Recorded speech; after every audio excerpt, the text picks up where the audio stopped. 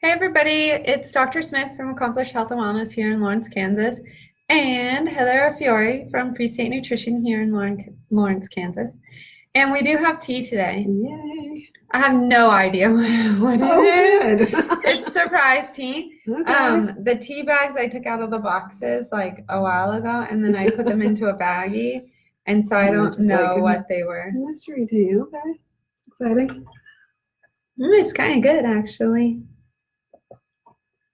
I don't know if it'll rev us or calm us or cure us or anything. We'll just have to wait. I think some peach is in there because it kind of smells peachy. Yeah, but it's not like really too strong of anything. No, it's not. So anyways, there we go.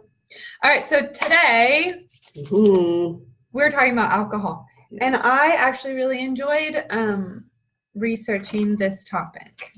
Not because I was drinking while I was doing it, but just because I learned like a bunch of cool new stuff that was really cool. So I thought we should actually define what one drink is. Yes. Before we go further. I almost brought a visual. I was like, I'm going to bring my glasses of wine. Wouldn't that have been smart? That would have been so great. Right.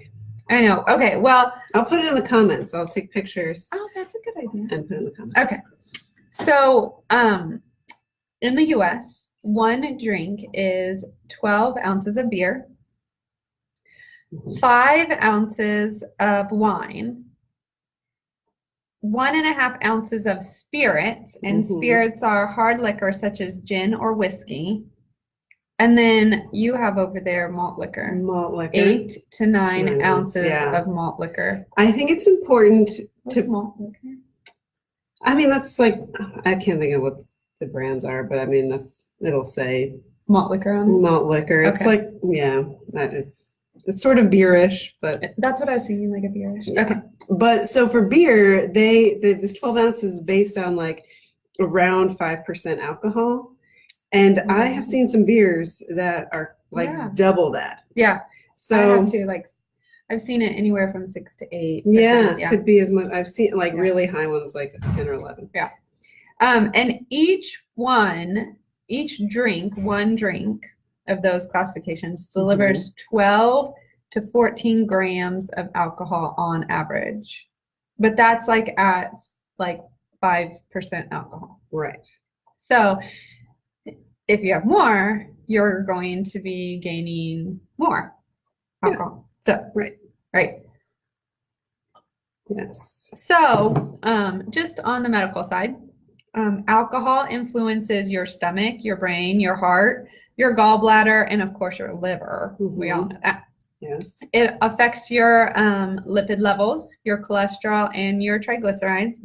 It also affects your insulin. Your pancreas. Your inflammation and coagulation. It also alters your mood, your concentration, and of course, your coordination. Duh. So we wouldn't even, if this was wine in here, we would have some difficulty talking with this. Right. With this topic. Maybe after a while we would for sure. I would. My friends. Yes. I also, in addition to the definition of a drink, I feel like we should also talk about the different kinds of drink. Maybe you want to do that after. You mean like moderate? Yes. Binge drinking and moderate drinking and heavy drinking. What does it all mean? Yeah, I agree. So moderate drinking is actually, they define it as, thank you, Erica. That's great. She's feeling festive. So moderate drinking is defined as where the health benefits of alcohol outweigh the risks. That's like what they say is moderate drinking. Yes. So that is actually defined as 1 drink per day for women and 1 to 2 drinks per day for men. Yes, 1 or less for women. Yes, 1 or less for women. 2 or less. And 2 or less for men. So that's moderate. Yeah. So binge drinking. Right. Binge drinking for women would be like 4 drinks in an occasion. Okay. One occasion, one day. And then for men, it's 5 drinks. on occasion. And I mean, for me, like 4 drinks, I mean, I haven't seen 4 drinks in a very long time, and I don't want to. Me either. I did not enjoy it. So vomit the next day. I pretty much did. Yeah. But for men, it's interesting because, like, I mean, if you're a drinker, you can drink without vomiting. Mm-hmm. And if you're a man, you can easily like take in a lot of drinks over a long period of time and think it's fine. Yeah. So 5 drinks isn't that much for a man. Just gonna point out. Right. 5. Yeah. Yeah. What about heavy drinking? And then, so heavy drinking is doing that, but every like day. what? No, like 5 times in a month. Oh. Yeah. Yeah. Okay. It's not every so day it's drinking. binge drinking 5 times in a month. Mm-hmm. So that's basically like every weekend plus one day. Yeah, maybe like one weekend. Other day. One weekend you do it 2 times. Yeah. And then you do it every weekend. I know some people that do that. Yeah. So what about alcohol like dependency or alcohol use disorder? Right. So now that's like every day. And like that's a new term for me. Like we've always said, like dependence on alcohol or alcoholism or whatever, and now they're calling it alcohol use disorder. Yeah. Right. And that's just disorderly using the alcohol. Right. It's basically like when your alcohol use is like interfering with your ability to do things, when you're sort of like you can't function without it, and you're an addict, compulsive about drinking. Yeah. That's basically an addict. That's when you're drinking it every day. Your mind and your daily life depends on it. Now, I feel like I'm not any sort of expert on AA or anything like that, but I feel like that would be a whole different discussion about whether that is the right or the only approach to managing it. Oh, right. There's many. There's medical approaches, and then there's mental health approaches, and then there's AA, I think, which keeps you honest. But and gives you a coach, someone to keep you going. Right. So, but I think that it's great that we define these because there might be some people that seeing what she cracks me up. But I don't believe you, Gail. Anyways, I bet there's some people out there now that they know those definitions, that might be a little bit of an eye opener to get some help. If you're a heavy drinker or even like binge drinking, because later on we'll talk about how binge drinking is not like, you might think that that's okay once in a while, but it's actually not. So heavy drinking, which we said is binge drinking for 5 times in a month. Yes. Heavy drinking will cause inflammation of your liver. That's called alcoholic hepatitis. It will also cause scarring of your liver, which is called cirrhosis. It can cause increased blood pressure, heart damage, which is alcoholic cardiomyopathy. And then it's actually linked to quite a few cancers, which is really interesting because some of these I knew, and then some of them I was like, oh, wow. Yeah. So some of the major cancers that it's linked to is mouth, pharynx, larynx. So pharynx is like your throat, the back of your mouth, and then the larynx is more like your throat, vocal cords, and stuff like that. Your esophagus is like the pipe that goes all the way down into your stomach. And then you have breast, liver, colon, rectal, all of those.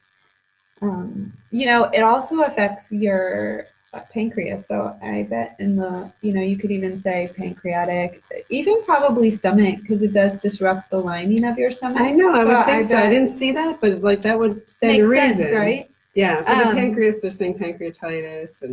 Oh, sure, definitely pancreatitis.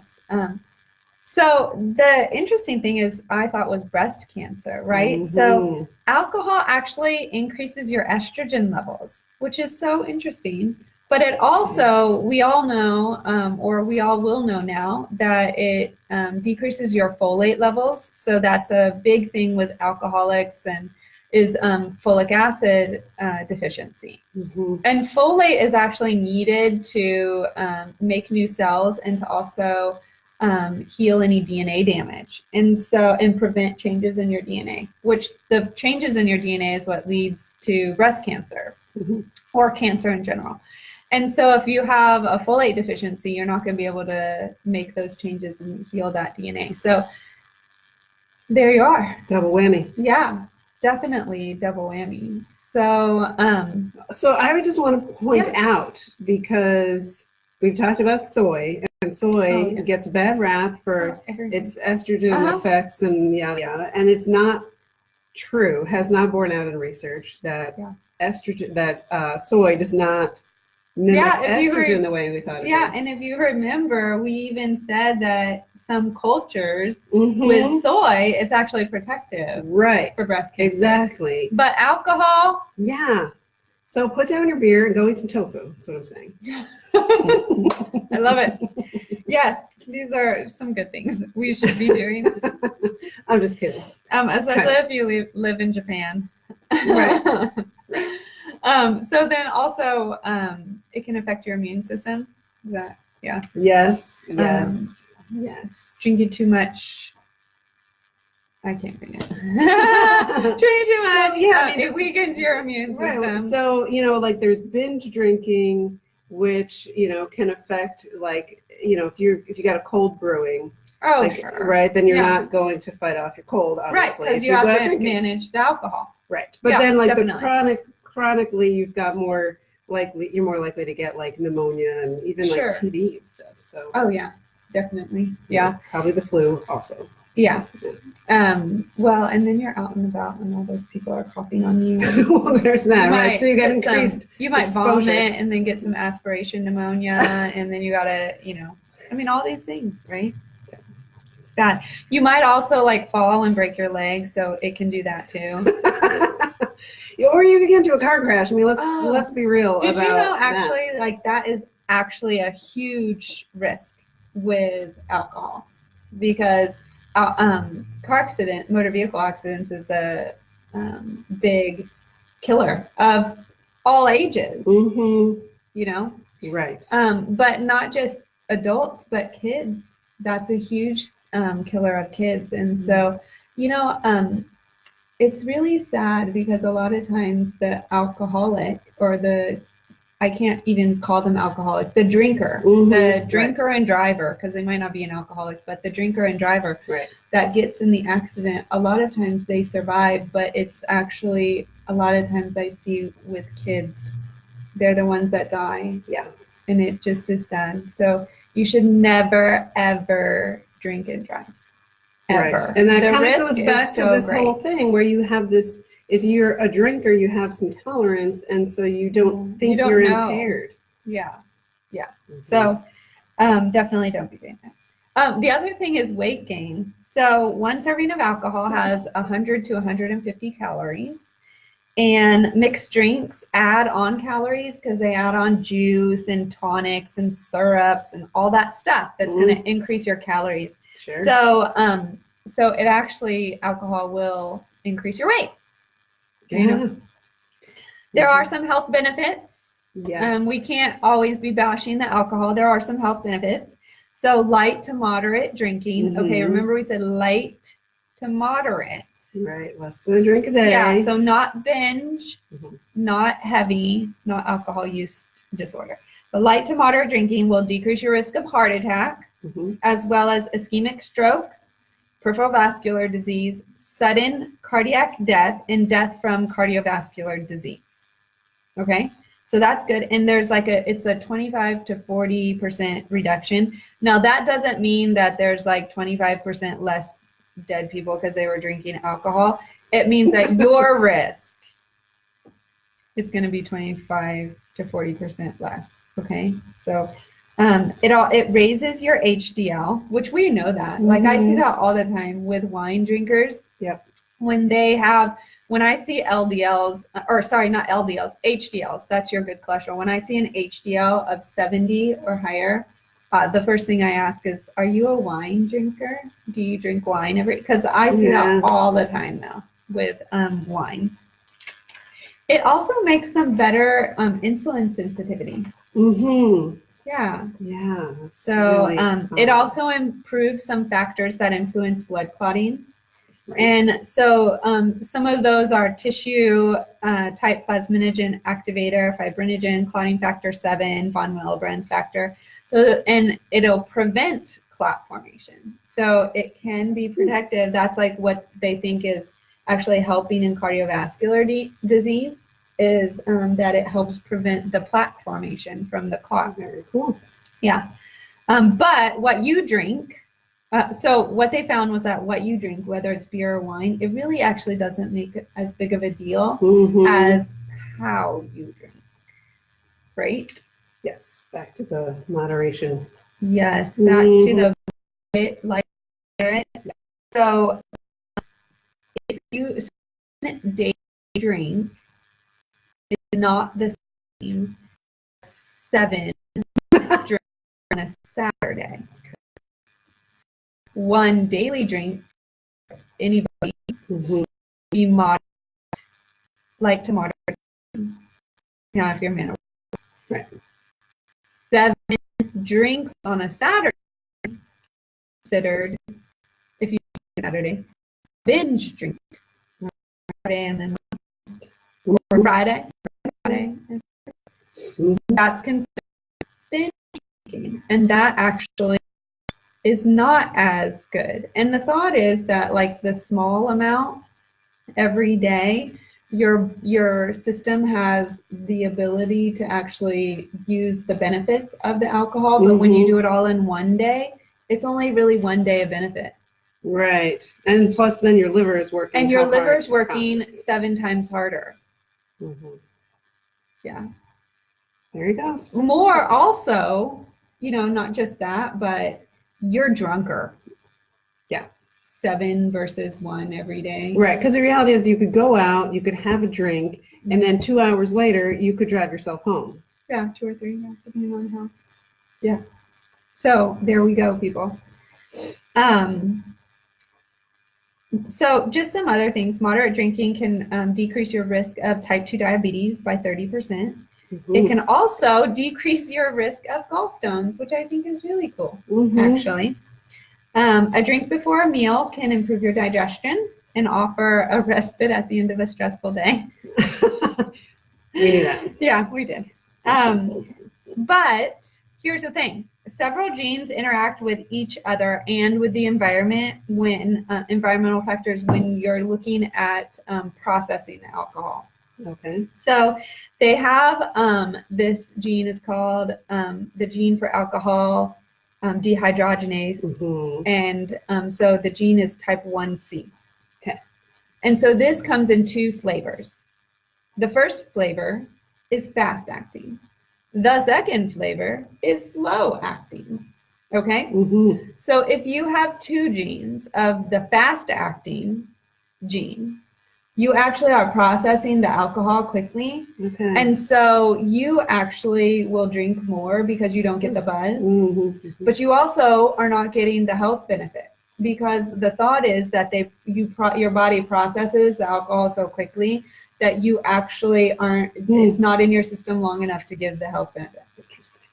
The slow gene, the slow acting gene, you will feel the side effects of the alcohol.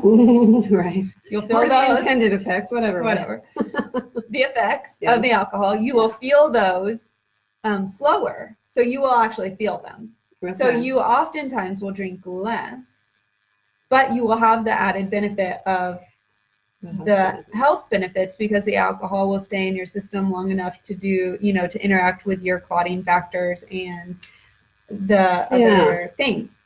If you have 1 gene of each, you're somewhere in the middle. Okay. Who are the people that get flushed? I always thought those are people like didn't have the alcohol dehydrogenase. I don't think so. No? No. That's not what that is. I don't think so.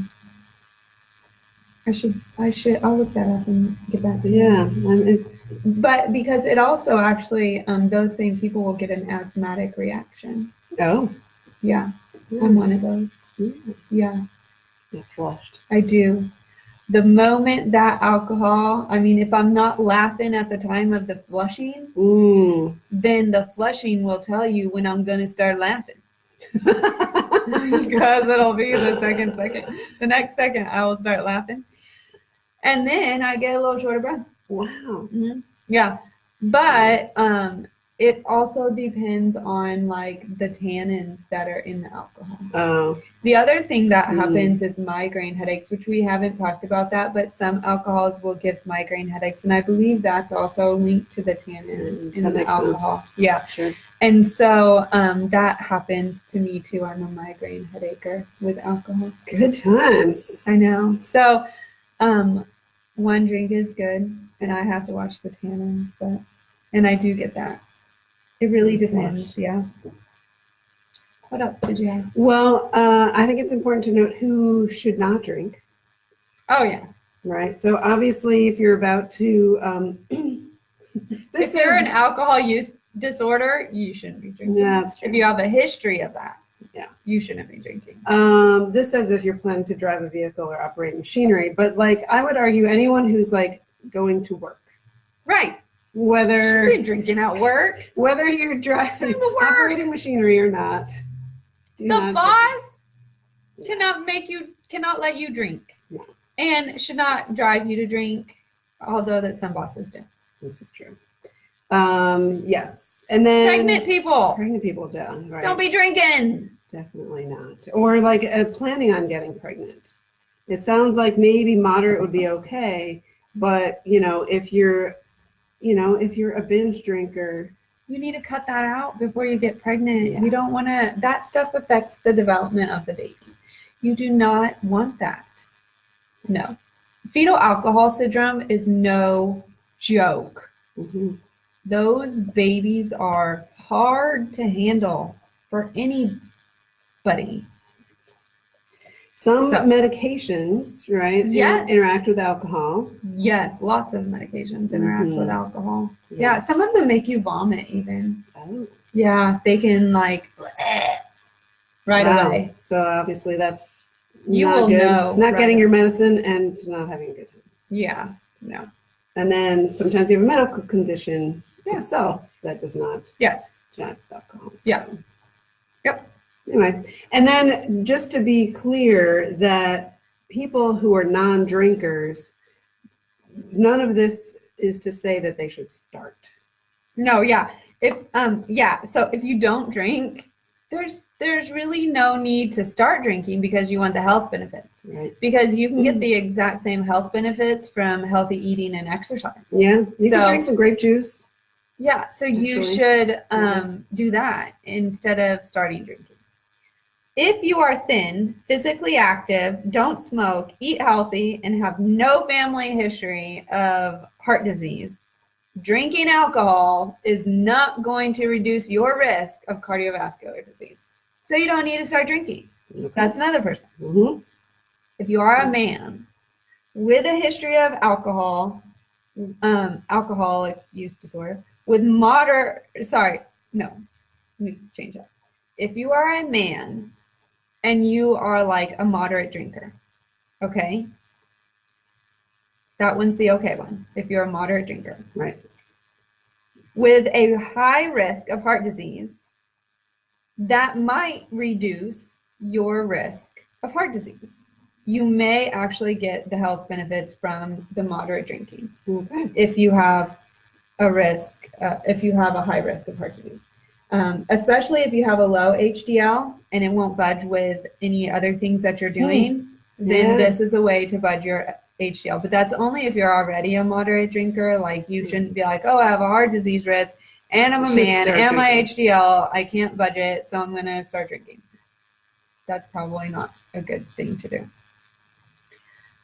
If you are a woman with a history of alcohol, like moderate drinking, and you have moderate to high risk of heart disease, you may benefit from the moderate alcohol use, but you have to offset it by your slight increased risk of breast cancer. It's quite a trade-off. Heart or breast, I don't know. I can't make that decision for you. I'm just giving you the information. Yeah. So there are some people that can benefit. Those people are the ones that are already moderately drinking. Don't go start. If you are getting some alcohol, if you are the alcohol use dependent disorder person, then you should talk to your doctor about getting some help, because that's not healthy for you, and you know now because we defined it for you. There you go. If you are the binge drinker, you probably shouldn't switch over to the moderate drinker, and you should probably just stop. Maybe just have 1 drink or 2 drinks if you're a man, 5 times a month. Then you won't be a binge drinker, because you have to have 5. Right. The thing is, if you cut down, your tolerance drops. It does. And so you can still have that effect with a lot fewer drinks, calories, money. Yeah. And never, ever, ever drink and drive. Yeah. That's all I got. Okay. Anything else you have? No. This was a great topic. Yeah. I liked it. And I liked our mystery team. And so what should we do next time? We have added so many things to our list. A bunch of them are gut things. I know. I was just thinking we could just move on into the gut next. We could. We could actually do the thyroid before we did the gut, because that's its own lonely thing over there. Yeah, right. So we are going to talk about the thyroid next time. And what should we do on that topic? Well, I'm just going to try to figure out what, nutritionally has an impact. I think, you know what we should talk about is iodine. With the thyroid, because that helps to helps your thyroid to function properly. So we can talk about how your thyroid functions and where does iodine come in and how can we get that in the diet. Yeah, but I also think that people who have Hashimoto's are told, to go gluten-free and that kind of stuff. So that can lead into our next topic. That's true. Okay. So next week, people, we are going to be talking about the thyroid and your diet and what not to and what to avoid. And you're going to take pictures of the different shots and glasses and whatever. And I'll look up that enzyme. Oh yes, because I'm not sure that that's it, but it might end up being that, and then we'll all learn. And so I'll look that up and I'll have that in the comments.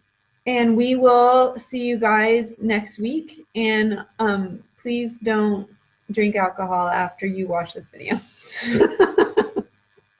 Because we're funny enough. Eat tofu instead. Eat tofu. It helps with your breast cancer, lowering the risk. So there we go.